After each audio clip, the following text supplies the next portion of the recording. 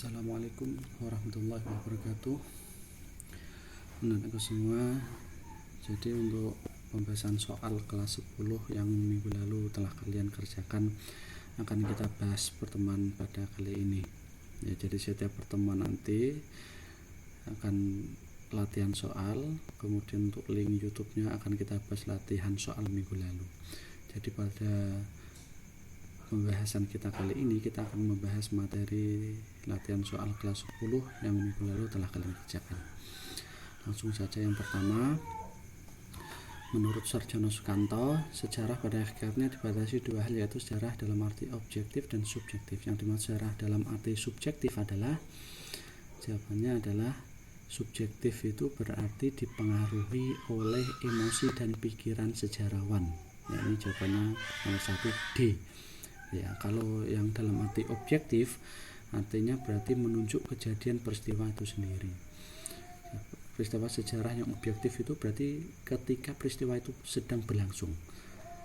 Ketika peristiwa sejarah setelahnya kemudian baru ditulis, berarti sudah masuk ranah subjektif, dipengaruhi oleh emosi dan pikiran sejarawan, jadi tidak objektif lagi. Yang objektif sejarah itu ya ketika peristiwa itu baru berlangsung, sedang berlangsung. Itu yang menurut Sarjono Sukanto. Jadi nomor 1 D. Nomor 2, pertempuran Ambarawa yang terjadi pada tanggal 20 Oktober sampai 15 Desember 1945 diawali dengan kedatangan tentara sekutu yang dibuncengi Nika dan mendarat di Semarang. Pertempuran tersebut dimulai pada tanggal 23 November 1945. Pertempuran berakhir pada tanggal 15 Desember 1945 dan Indonesia berhasil merebut Ambarawa. Urutan peristiwa sejarah tersebut menunjukkan konsep berpikir diakronik karena jadi urutan peristiwa sejarah soal nomor 2 itu menunjukkan konsep berpikir diakronik. Karena apa? Jawabannya adalah peristiwa Ambarawa diuraikan memanjang dalam waktu tetapi terbatas dalam ruang. Jadi berbicara soal waktu dijelaskan secara runtut, ya. Jadi suatu peristiwa itu dibatasi oleh waktu tertentu, tetapi ruangnya terbatas. Nah, itu konsep diakronik. Berbeda halnya dengan konsep sinkronik. Kalau sinkronik itu ruangnya lebih luas lagi. Kalau kita lihat dari soal itu kan berarti waktunya memanjang, dibatasi oleh waktu-waktu tertentu. Nah, diakronik itu kan batasan waktu, ya.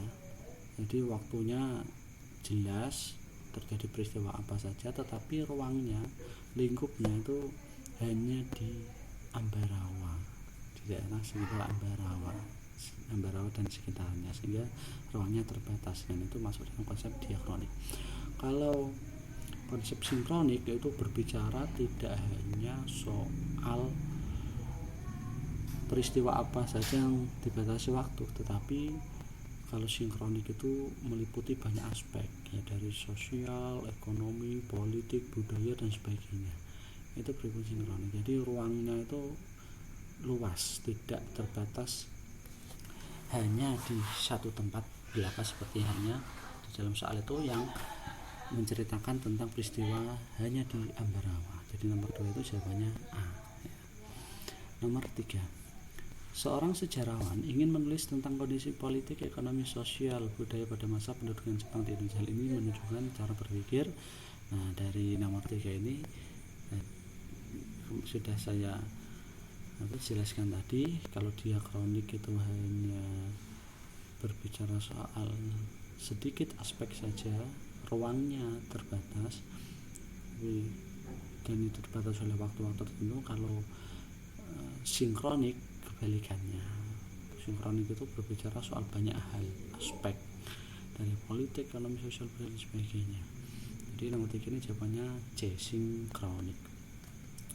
Nomor 4, cara berpikir kronologis sangat dibutuhkan dalam memecahkan masalah dalam kehidupan sehari-hari karena dapat membantu dalam, tentunya kalian masih ingat ya, kronologi berarti menceritakan peristiwa dari urutan waktunya. Bagaimana kronologi kecelakaan tadi pagi, ya dijelaskan sejarahnya bagaimana secara urutan waktunya. Nah, cara berpikir kronologis seperti itu menjelaskan periode urutan waktu itu membantu dalam hal apa? Jawabannya yang tepat adalah mengetahui akar suatu masalah. Jadi kita itu paham, oh ternyata akar masalahnya dari sini, kemudian berkembang ya menjadi suatu peristiwa tertentu. Jadi yang tepat adalah B nomor 4 ya, mengetahui akar suatu masalah. Itu pentingnya cara berpikir kronologis ketika kita menghadapi suatu masalah dalam kehidupan sehari-hari. Nomor 5. Menurut teori geologi, proses geologi itu ilmu tentang bumi. Proses perkembangan bumi dibagi menjadi 4 tahapan masa. Masa yang dinamakan pula dengan zaman primer karena muncul makhluk hidup pertama di bumi adalah, tentunya kalian harus masih ingat ya, teori geologi proses perkembangan bumi ada 4. Yang pertama Arkeukum, masa atau zaman Arkeukum atau Azoikum sama. Arkeukum dan Azoikum itu sama. Kemudian setelah masa Azoikum atau Arkeukum, masa Paleozoikum. Yang ketiga masa Mesozoikum. Yang terakhir masa Neozoikum. Ya, di 4 masa itu. Nah, kita bahas satu persatu ya. Azoikum atau Arkeukum, pada masa itu belum muncul makhluk hidup karena bumi masih belum stabil, masih panas sehingga belum ada makhluk hidup. Makhluk hidup pertama kali muncul itu di masa Paleozoikum atau disebut juga zaman primer, zaman yang pertama atau utama, karena di zaman ini makhluk hidup itu muncul meskipun masih dalam bentuk yang sangat sederhana sekali di masa Paleozoikum. Kemudian masa Mesozoikum itu masa di mana muncul makhluk hidup berukuran besar seperti halnya dinosaurus, gajah purba atau mamut dan sebagainya, itu di masa Mesozoikum. Dan kemudian manusia muncul pertama kali itu di masa Neozoikum, khususnya di masa Pleistocene. Jadi manusia purba pertama kali muncul di bumi di masa Neozoikum, khususnya di kala Pleistocene. Itu ya 4 masa menurut teori geologi. Jadi jawaban nomor 5 adalah zaman primer, berarti C, Paleozoikum. Nomor 6. Pada kala Pleistocene, kepulauan Indonesia pernah terhubung dengan daratan Asia Tenggara dan Australia. Daratan wilayah timur yang menghubungkan Pulau Papua dan pulau-pulau sekitarnya dengan Australia disebut dengan, ada 2 ya, maksudnya kepulauan Indonesia itu pernah dibagi menjadi 2 paparan, yakni sebelah barat itu dikenal dengan paparan Sunda, yang sebelah timur disebut dengan paparan Sahul. Paparan Sunda itu merupakan wilayah yang dulunya menghubungkan kepulauan, diantaranya Pulau Jawa, Pulau Kalimantan, Pulau Sumatera, kemudian diantaranya juga pulau sebagian wilayah Asia Tenggara. Dulu itu satu daratan. Nah, wilayah itu yang menghubungkan itu disebut paparan Sunda. Nah, kemudian yang sebelah timur, wilayah timur Indonesia diantaranya Papua, itu dulu satu daratan dengan wilayah Australia. Namanya disebut dengan paparan Sahul. Jadi nomor 6 jawabannya paparan Sahul yang menghubungkan wilayah timur Indonesia diantaranya Pulau Papua dan pulau-pulau sekitarnya dengan wilayah Australia. Bisa dilihat dari apa? Bisa dilihat, buktinya bisa dilihat dari tersebarnya flora fauna. Jadi karakteristik flora fauna itu tumbuhan dan hewan-hewan yang tersebar di wilayah timur Indonesia, Papua itu hampir mirip bahkan sama ya, sebagian dengan wilayah di Australia. Begitu pula dengan wilayah daratan, wilayah Indonesia bagian barat itu sama dengan flora fauna yang tersebar di wilayah Asia Tenggara. Jadi nomor 6 jawabannya A, paparan Sahul. Nomor 7. Menurut Charles Darwin, aneka organisme yang berkeriap di muka bumi termasuk manusia bukanlah hasil penciptaan dadakan, melainkan terbentuk melalui proses panjang selama ribuan bahkan jutaan tahun melalui sistem seleksi alam atau survival of the fittest yang lazim disebut proses evolusi. C jawabannya. Teori Darwin terkenal itu teori evolusi, ya, bahwa makhluk hidup itu tidak tiba-tiba sempurna seperti ini, tapi menurut Charles Darwin itu yang namanya makhluk hidup itu dulu dari yang sederhana kemudian semakin lama membutuhkan proses waktu yang panjang sehingga menjadi sempurna seperti sekarang ini, ya. Tapi kemudian banyak orang salah menganggap bahwa teori Darwin evolusi ini menganggap kalau dulu manusia seperti ini berarti dulunya itu seekor monyet. Nah, ini yang kemudian banyak disalahartikan. Menurut Darwin tidak seperti itu. Ya, monyet, tetapi proses evolusinya juga nanti berkembangnya juga sama menjadi monyet. Kalau memang gennya manusia, ya gen manusia lahir gen manusia, tidak memiliki riwayat dulunya monyet terus kemudian berkembang manusia, yang banyak disalahartikan oleh kebanyakan orang kan seperti itu, ya. Jadi maksud Darwin itu seperti itu, satu jenis nggak bisa silang jenis, nggak bisa. Kalau manusia dulunya monyet nggak bisa seperti itu. Manusia semula seperti ini ya dulu melalui proses evolusi dari lahir kecil berkembang, ya, bisa duduk, bisa berdiri, bisa berlari. Nah, itu teori evolusinya Darwin seperti itu, ya.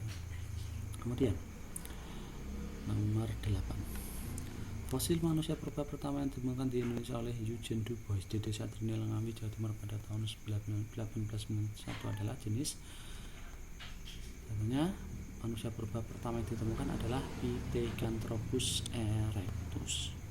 Itu manusia purba pertama yang ditemukan di Indonesia. Tapi manusia purba tertua di Indonesia itu apa? Jenisnya yang tertua itu Meganthropus paleojavanicus. Kemudian manusia purba yang bentuknya sudah kelihatan sempurna itu jenisnya Homo sapiens. Jadi Meganthropus itu tertua, kemudian Pithecanthropus itu fosil yang pertama kali ditemukan di Indonesia, kemudian yang fosil yang bentuknya sempurna seperti manusia sekarang itu jenis Homo sapiens, gitu ya. Jadi jawaban nomor 8 adalah B, Pithecanthropus erectus. Nomor 9, pada akhir masa Mesolitikum, zaman batu tengah, manusia purba telah mengenal cara bercocok tanam yang sangat sederhana dan dilakukan secara berpindah-pindah menurut kondisi kesuburan tanah.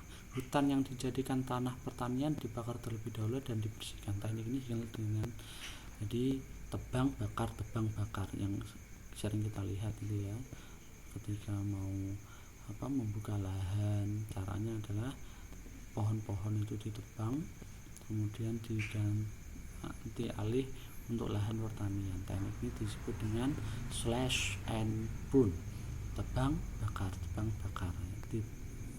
Setelah ditebang dibakar itu tujuannya untuk menjadikan subur tanah, ya, kemudian untuk membersihkan pepohonan yang sangat banyak sekali, ya, khususnya di hutan-hutan. Itu caranya dengan teknik slash and burn, tebang bakar. Kemudian nomor 10, gambar tersebut menunjukkan cara kehidupan masyarakat pasrah itu masa. Ini kapak batu, ya, ini bentuk kapak batu, kapak berimbas, yang mana batu ini digunakan untuk berburu, ya. Jadi untuk berburu. Jadi jawaban yang tepat untuk gambar kapak batu atau kapak berimbas di atas adalah yang A, mengumpulkan makanan, tidak, perundagian juga tidak, meramu dan berburu, bercocok tanam, beternak. Jadi karena digunakan untuk berburu, Ini jawaban yang tepat adalah C ya, untuk meramu atau mengumpulkan makanan dan berburu yang berfungsi untuk menusuk binatang. Karena ini di masa Paleolitikum ya, di zaman batu tua, sehingga bentuk batunya itu belum meruncing. Kemampuan manusia purba pada masa itu belum sepandai untuk memudahkan memotong daging binatang. Jadi masih kasar karena otaknya masih kecil, masih sederhana, sehingga belum bisa membuat senjata alat bantu yang runcing ya, masih apa adanya seperti itu.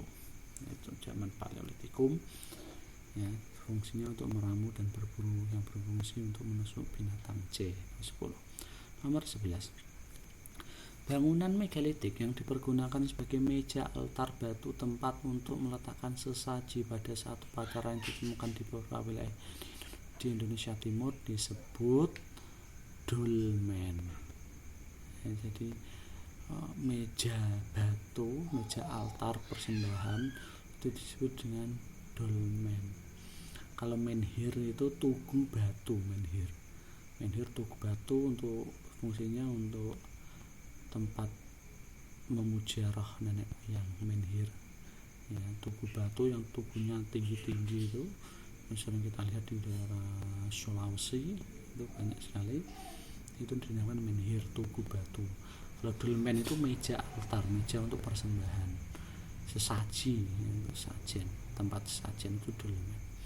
Kalau waroga dan sarkofagus itu makam ya, kubur batu, kuburan dari batu, itu waroga dan sarkofagus. Jawabannya B, dolmen. Nomor 12. Menurut Kunto Wijaya, tradisi lisan merupakan salah satu sumber sejarah karena mampu merekam masa lampau manusia yang belum mengenal tulisan. Tradisi lisan terangkum dalam apa yang disebut folklore. Tradisi lisan itu biasa disebut dengan istilah folklore. Berikut ini yang tidak termasuk ciri-ciri folklore. Yang tidak ciri folklore itu berarti bersifat modern. Ya, jadi yang tidak termasuk ciri folklore itu bersifat modern, tidak terikat bentuk dan aturan yang baku. Jadi jawabannya B. Folklore itu penyebarannya dilakukan secara lisan. Kemudian bersifat anonim, nama penciptanya tidak diketahui. Folklore itu gaya bahasa yang suka melebih-lebihkan, hiperbola, dan merupakan milik bersama masyarakat pendukungnya. Jadi jawaban yang tepat nomor 12, yang tidak ciri folklore adalah B, bersifat modern. Nomor 13. Dalam teori Brahmana yang ditemukan G. Sivandur menyebutkan bahwa para Brahmana yang datang dari India ke Indonesia atas undangan pemimpin suku dalam rangka melegitimasi kekuasaan mereka. Namun teori ini diragukan keberaniannya karena apa? Karena kaum Brahmana itu pantang menyeberangi lautan. Jadi golongan Brahmana itu tidak boleh menyeberangi lautan, sehingga sangat tidak mungkin sekali yang menyebarkan agama Hindu ke Indonesia itu dari golongan Brahmana ya. Itu apa teori, kenapa teori Brahmana ini diragukan, bahwa yang menyebarkan agama Hindu ke Indonesia adalah dari golongan Brahmana. Jawabannya D, yaitu 13D, kaum Brahmana pantang menyeberangi lautan. Nomor 14. Kerajaan yang bercorak Buddha ditunjukkan nama yang Buddha. Kutai itu, kerajaan Kutai itu Hindu. Kemudian Pajajaran Sunda Hindu ya. Kemudian Melayu itu Buddha ya. Kemudian Kalingga atau Holing Buddha, Sriwijaya Buddha, Kediri Hindu, Singosari Hindu, Majapahit juga Hindu. Jadi yang bergerak Buddha, kerajaan Melayu, kerajaan Kalingga, dan kerajaan Sriwijaya. Nomor 3, 4, dan 5. Nomor 14C. Nomor 15. Kerajaan Sriwijaya pernah tercatat sebagai pusat agama Buddha atau Mahayana yang penting di Asia Tenggara dan Asia Timur, karena terdapat seorang pendeta Buddha yang terkenal bernama, di masa kerajaan Sriwijaya terdapat seorang pendeta Buddha yang terkenal bernama Ising ya.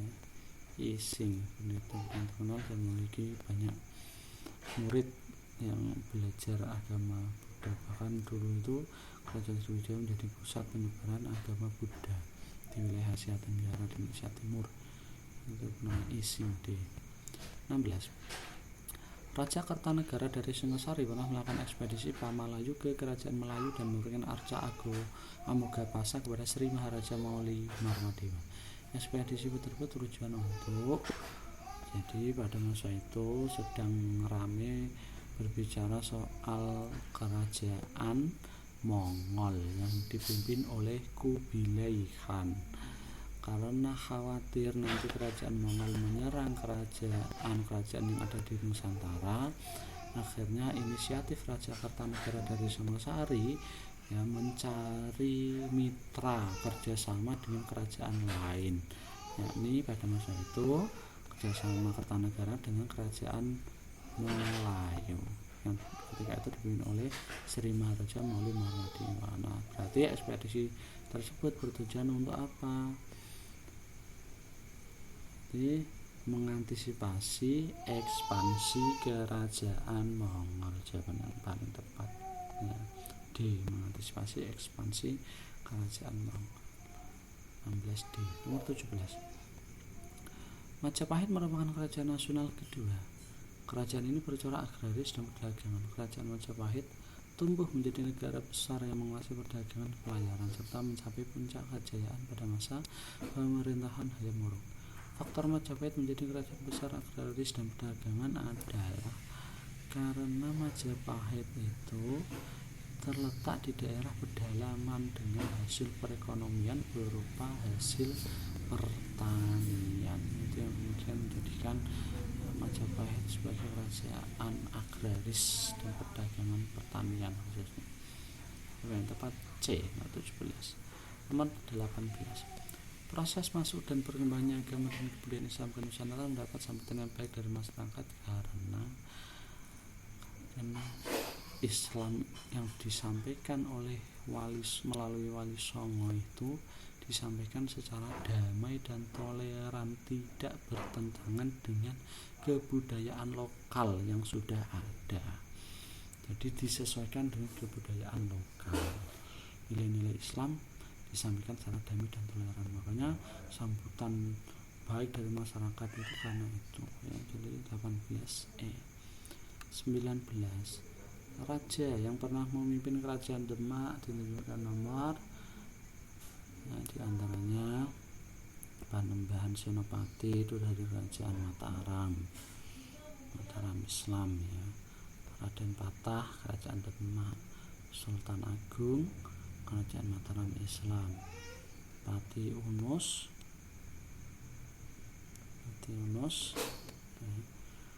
kemudian Mangkurat I juga dari kerajaan Mataram Islam, dan Sultan Trenggono ini dari kerajaan Demak ya.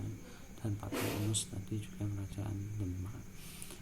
Jadi yang memimpin kerajaan Demak nomor 2, 4, dan 6C, 19C. Kemudian soal terakhir 20. Pada masa kekuasaan Pakubuwono III terjadi perjanjian Giyanti yang mendapatkan intervensi dari VOC atau Belanda. Isi perjanjian tersebut adalah perjanjian Giyanti itu isinya Mataram dipecah menjadi 2, yakni Kesultanan Yogyakarta dan Kasunanan Surakarta. Jadi nomor 20 jawabannya B. Nomor 20 ya. Itu isi dari perjanjian Giyanti. Itu untuk latihan soal kita kelas 10. Untuk minggu depan akan kita bahas latihan soal kelas 11. Demikian. Wassalamualaikum warahmatullahi wabarakatuh.